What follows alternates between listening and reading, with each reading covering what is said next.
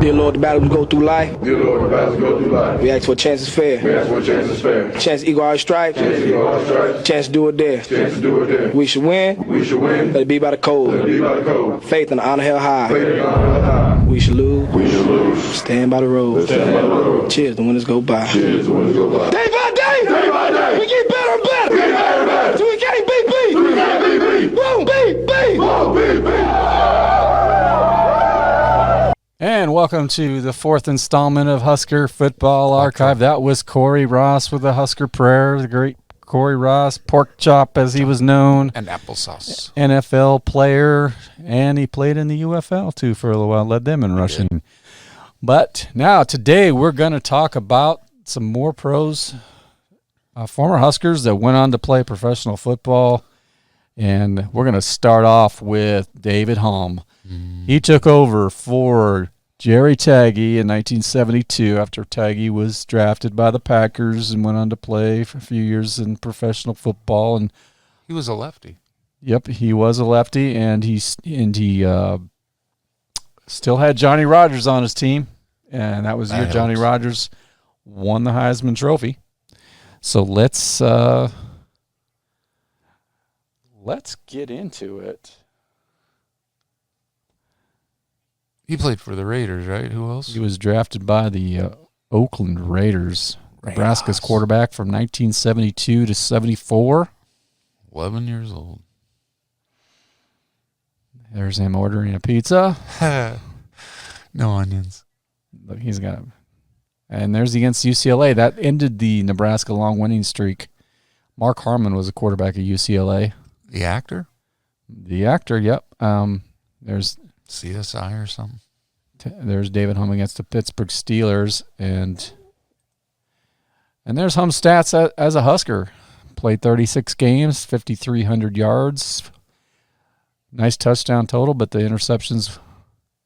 And you said Adrian Martinez had a problem, huh?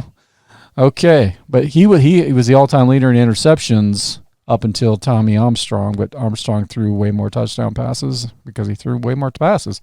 His quarterback rating was pretty good, 128.3, and back in the days of throwing for 2,259 yards and 72 was, a lot of yardage back in those days.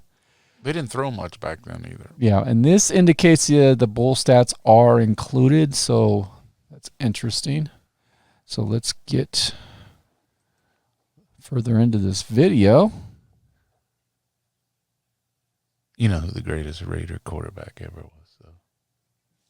Stabler. Oh, Kenny Stabler. It's kind of weird. They had two snake. left-handed quarters on the same roster there, isn't it? My experience with dealing with too many left-handed people in my lifetime has not been good. If I had to deal with them too many, I would get a flat tire. I would get my engine would go bad. I'd lose a turbo hose or something. Oh, and here's the all-time leaders for passing in Nebraska history. Yep, it's updated. Adrian Martinez finished second all-time, 84-95. It was unlikely, even if he played against Iowa, that he would beat Armstrong, because when you need like 86 yards, 76 yards, something like that.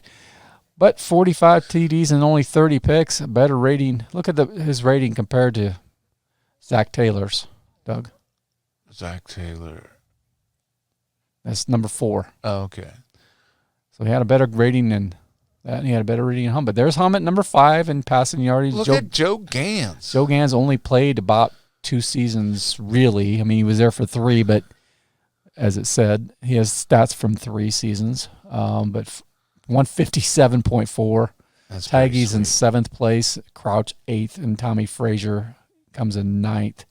Frazier 138.1 rating. So that seems low. David Humm was an NFL player, and number 10 was Ferragamo with a very respectable 147.4. You're a Rams fan, that's why. And then Turner Gill. Tanner Lee, after 1 year, was 12th. 1 year? 1 year he finished 12th in all-time leaders in passing. And there's Scott Frost, who only got 2 years in. But they didn't need to throw that much Steve then. Taylor, Jamal Lord. Yep. But, Tanner Lee is the all-time leading rusher with the least amount of rushing yards in his career, minus 97. So He did manage to score 2 touchdowns. But let's get on to the they had next. a Tanner Lee lottery in Lincoln. It was a pick 6. Sounds right. Then David Humm, born April 2nd, 1952 in Vegas. Bishop Gorman, I think. Tajon Lindsay went there, if I remember correctly. Oakland Raiders by the 5th round, 228th pick overall in the 1975 draft. We're not going to go through all those. Those are the uniform numbers he wore in the pros, and a 2-time Super Bowl champ as a place kick holder, mainly a lot of place kick holding. And there's his NFL. What a gig. His best year was his rookie year with 246 yards. Didn't get a lot of playing time and only made 1 NFL career start. Do you have any memories of David Humm in the NFL, Doug? Just like you said, holding for the place kicker. Hey, man, the guy played. He played how many? He played 10 seasons in the NFL. Yeah, he did that for 10 years, I think. Yeah. So and then he'd come in and, scrub up sometimes if it was a blowout, either way. Most of his play, the most passes he threw was 38, and he only got he'd come in 5 in the series. next. Yeah. So you got Kenny Stabler back there, and then later on, you got traded to Buffalo. Blanda, and who was the other one? George. Well, I don't know that Blanda was still there at that time. I'd have to really look at the roster. But I'm just saying for great Oakland quarterbacks. His career passer rating, 46.3, 12 sacks, 8%. That's not a good number. His career AV, 2. So he didn't really have a great NFL career as a quarterback, a great place kick holder. I think he didn't he die of multiple sclerosis or something? He died in, was it 2018? Yeah, he recently died. He was a great Husker quarterback, though. There's no doubt about that. And we'll get on to, he left the league and went back to the Raiders in 83 and 84. So did manage to throw 3 touchdowns, the same as Jerry Taggy, but threw less interceptions. So you could possibly say he had a better career than Taggy did, but I don't know. You're just going to come out and say Ferragamo is the best quarterback that's played in the NFL for Nebraska? Oh, yeah, without question. Now, here's this game by game, his best performances in the NFL, and we do have the top. I do have highlights from Oakland and Kansas City and Baltimore and Dallas. So, roll the tape, Jim. Roll the tape. Yep. Now look at this: Oakland at 3-0 and at Kansas City 0-3, October 12th, 1975. Look at this guy; he's puffing a cigarette. That's an assistant coach. There's the legend, John. Yep, Madden. he's got Gotta a love headset. him.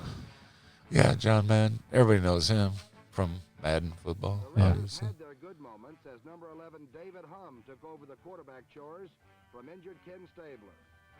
Kenny the Snake. Now it's late in the game, but you can see empty seats in the stand. So His appearance didn't come until late in the game after the battle had long been decided, but he did spark the silver and black on one scoring drive. Cliff Branch. Cliff Branch, that guy could catch. We talked about him in the other video. Yep. Oh, we'll get Willie and Lanier and Humm connected with Cliff Branch, number 21, for the Raiders' only touchdown of the afternoon. But it was not enough to even make the score respectable. How did that not get intercepted? I don't know. Jeez, But two guys, both sometimes it's better to be lucky than good, right? Raiders all day. Oh, handed off to Van Egan, and that didn't get caught. 143 yards. Now, we do have an extra game against the Oilers. People are like, who are the Houston Oilers? I love these jerseys of the Oilers, don't you, man? They're classic. Earl Campbell running through people with that jersey. He was not in the league at that time, though. Oh, damn. This is his 5th game of his career, 3 for 6 for 61 yards, and Morris Bradshaw, they came in to clean up on that. Got his feet down. And the Oilers won that game 27-26. Bum Phillips. This was in Oakland, Alameda Coliseum. Dallas at Baltimore. Look at Baltimore, 1-12. They'd be in Indianapolis now for you. First and only NFL start. Oh. How'd he fare? We'll see. Uh-oh. Little mix-up. And that number 78, Dutton. John Dutton, remember him? Nebraska. 73 sacks in his 14 NFL year career. Respectable. And a long, long career, man. Dallas had a good line then. Dallas was good in 81. Who else? That's not Roger Carr. The guy got the wrong. Roger Carr's number 81. Wasn't all like 3 or 4 guys on that line were really good. Yeah. If you notice though, the Baltimore Colts. Think about Baltimore Colts jerseys and think about the Nebraska Cornhusker jerseys from like 70 to 71. And Humm sacked himself, and then Harvey Martin falls on top of him. But no, back in the day, they're the same. And the numbers on the back of the helmets, they're the same exact thing except red versus blue. I like those old Husker jerseys from 72. So Curtis Dickey, remember that dude? Yeah. Everson Walls, Dallas defense. that was a nice play. That was a good pass. Remember Roger Carr? Sorry. Harvey Fans of Martin, Rodgers. MVP in a Super Bowl, and looks like Dutton got a hold of his hand or something like that. Ed Too Tall Jones is there. See, I told you they had like 3 or 4 really good players on that line. You're like, damn, these guys are good. Look at that 79 blowing by somebody there. Benny Barnes. Finished the day, not a good day. A rating of 8 and 7 for 24, 2 interceptions, 90 yards. Yeah, that's not good. And Dallas beat him 37-13. Tom Landry. If anything, didn't that help them draft John Elway next year? Did they? But then Elway didn't want to play for him. that's right. He And there we pulled go. the David Humm Eli died on March 27, 2018 at the age of 65. Oh, So that's rest in sad. peace, David. That's too young, really. Yeah. And we're going to get into Eric Crouch's pro career. There's not a lot of highlights here, but I did manage to find what there was. Well, they say 95. I say 102 because he was rolling in. Look the at end zone. he had. I mean, his quarterback rating one of was the not real greatest great, runs ever. 121, but look at this, 61 total touchdowns though, 368 points. He was dominant in his era. Is that why he won the Heisman? That's why he won the Heisman. Some people think he didn't deserve it, but Oh. he was an electric player, very explosive offensively. His rating wasn't bad either. He got better, looks like, every year. Yeah, and there's his rushing stats, 3,434 yards, 1,000. 3 rushes for 3 receptions for 109 yards. Yeah, I remember a couple of those catches he had. Who was that big one he had? Oh, God. He had one from Mike Stunts Yeah. against Oklahoma. Stunts, that's it. And they had the other one in a trick play. He came in, Bobby Newcomb came in and threw one against California. Oh, okay. I don't Crouch remember that was one. a great running quarterback. And here's his pro debut with the Toronto Argonauts of the Canadian Football League, July 22nd, 2006. Never seen before, right, Doug? No. And Ooh. Spurgeon Wynn gets clocked and clobbered here. Crouch looking on, it's like, oh no, I got to go in. I'm not ready. Oh, I thought that was Crouch getting clocked. No, that was Spurgeon Wynn. So Crouch comes off the bench. Here's his first pro pass. Or It one of kind of them. looked like he threw it like a girl. Oh, a girl. You'll have to. Hey, he completed that. That's all right. I didn't mean to hit that. Kent Austin, longtime CFL quarterback, I think. That's his coach there. Position coach. He threw a pass that was short of the first down, so Oh. I think he was getting on him there. But Crouch didn't play too bad for his debut, really. Well, he was kind of like Scott Frost playing quarterback in the NFL. You didn't really Watch see this. it happen. A little option play and didn't get much, but Jereniak, I'm just guessing that's how pronounced.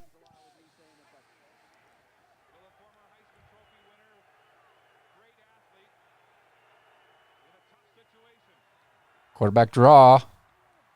That looks like Eric Crouch running, don't it? Tough Not runner. bad. Yeah, he didn't run out of bounds. He ran upfield. Probably wanted to slide, but, Eric Crouch doesn't slide. He's a tough runner. Remember what he did to Ed Reed in the championship game?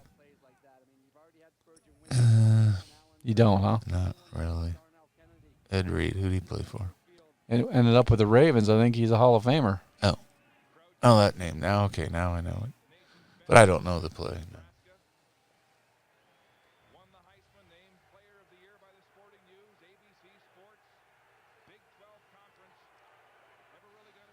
Toronto leading 18-10. And So not these sure are who the he was throwing highlights that you to. found? Yeah. I have one after this. You just Oh, did- I thought that was Crouch there again. That That was one. somebody else. Or that was Crouch. That's what Oh, was okay. Crouch. There's a couple more highlights. That's Pinball Clemens. Pinball. That's his name. Pinball? Well, that's his nickname, but Oh, pat him on the head. Can't. There you go. Yeah, there you go. thanks, Coach. I'll do better. Wish he stopped hitting me on the head, Crouch said. What's in this? I'm like a teenager, I don't know. 18-10, Saskatchewan Roughriders trailing. Oh, air it out right there. That's Crouch? Crouch through that, yep. Oh, you said he had a 95-yard pass. Yeah, 94. 94. They'll show a highlight here. That was actually a very good play. Good throw. Hit him on the money. Hit him in stride. The announcer said, I don't know if Crouch, he's either a genius or he got really lucky. I tend to Give me think a break. preparation, That's pretty stupid to say. no. He got so lucky. No, he slid off the rush. It's right there. The Yeah, guy it put was his beautiful. hands It down. was He a made a beautiful fancy play. catch with it. It was a beautiful play. Arlen Bruce, I want to say he played for Tennessee, but I'd have to look that up. Ooh, Mike might be stumped here. There's me on the right, and there's Mike on the left. I'm not a black man. Oh. Not that there would be a problem if I was, but Well, I meant more that I'm drinking and you're kind of leaving. oh, okay. Yeah. And vaping. There he goes. He hits me on the head again. That hurts. Stop doing that, Coach. Yeah, he likes to hit the head. 3 for 5 for 112 yards. That's not bad. And how many were on that one play? 94. 95? 4. So he 18. He got 18 yards on the other two So completions. that's 9 yards a pass, so that's not bad. Here's the play again. Watch how this guy catches this. He got If they turned. show it. It was right where it needed to be. It's perfect. And that was one of Krause's better passes in his. I mean, he used to throw a lot of long passes to Tracy Wisterham, if you remember that. But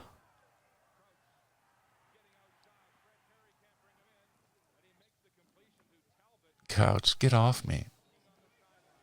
The stiff arm.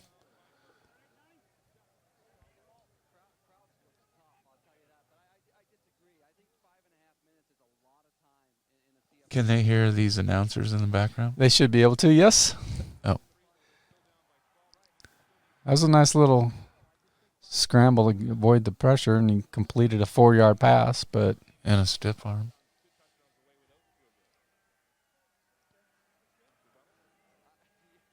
Four for 7 for 116.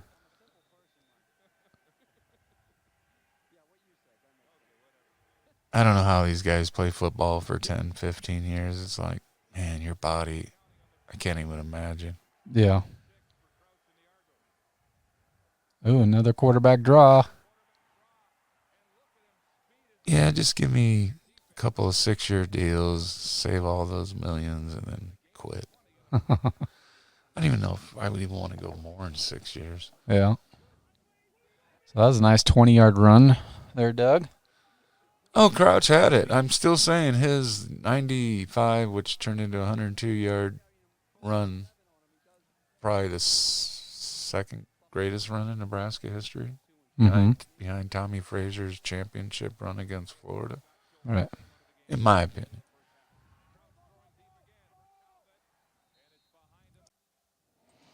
Now, I knew a guy, a friend of mine, that lived in St. Louis at the time that Eric Crouch was with the Rams, and he was probably drafted a little too high. But, I thought, wow, the Rams' greatest show on turf, he's going to fit in. Kurt Warner's there, and Isaac Bruce and Terry Holt. But he didn't want to play. But my friend, they allowed him to go to practices back in those days. And he said Crouch was beating guys left and right in practice at wide receiver. It's sad that he didn't want to play wide receiver, but who knows? If he had wanted to, he probably would have been a pretty decent role player. You saw some of those jukes and jives he was making on that long run. He runs at a defensive back and does one of those jukes and jives. Yeah, and then I saw an article about his time in Green Bay, and after that, Sherman said that he did not look natural as a punt returner and dropping things, and Crouch quit before the full squad workouts. And I do remember seeing a clip, and I tried like an MFer to find the clip, but during practice, he threw an interception in practice, and it was a coach that intercepted it. He wasn't even it's like, not to take anything away from Eric Crouch, I think he could have been a great NFL player if that's what he had wanted. But he's one of the greatest. Not at quarterback. No, probably not a quarterback. Maybe in today's he'd get a role as a quarterback because you got Lamar Jackson running some read options stuff like that. Right. Maybe occasionally he would get in there like that. But I mean, gosh, it's been 20 years since he played. He's too old to play now. But I was a big fan of Crouch, and there's his numbers for the Omaha Nighthawks right there. 9 for 24, and he got hurt in that game and didn't play again. And Jeremiah Masoli took over for the rest of the season. The season got cut short. UFL folded. Nighthawks. I'm hoping the Omaha Nighthawks or Omaha gets a USFL team or XFL team because they led the league in attendance in a small stadium. So that'd be kind of cool if they did that. But how about ZFL? Are they coming here? I don't think there's a thing. Oh. And defense, I did find one highlight for the Hamburg Sea Devils of him, but it was that name on a 2-point conversion or something like that, and he was trying to strip the ball, so it wasn't much of a highlight. But he had 25 tackles as a free safety and 2 special teams tackles, 2 pass defenses. So I think he was property of the Kansas City Chiefs back in those days. So, but it was a short-lived career. It wasn't what we thought it was going to be. I never thought he could be a quarterback because, God, there's quarterbacks put up great numbers in college. Well, isn't he Flutie height? Huh? Isn't he Flutie height? Yeah, no, Flutie was 5'9". How tall is Crouch? Crouch, they say he's 6 foot, 5'11", 6 foot, something like that. But Oh, there it is in the corner. 6 foot, 195. 6 foot, 195. It's always a little over on, don't you think? Yeah, they always. He might be 5'10". They always stretch it. And or 5'9". The next guy we're going to get into talking about he's well known.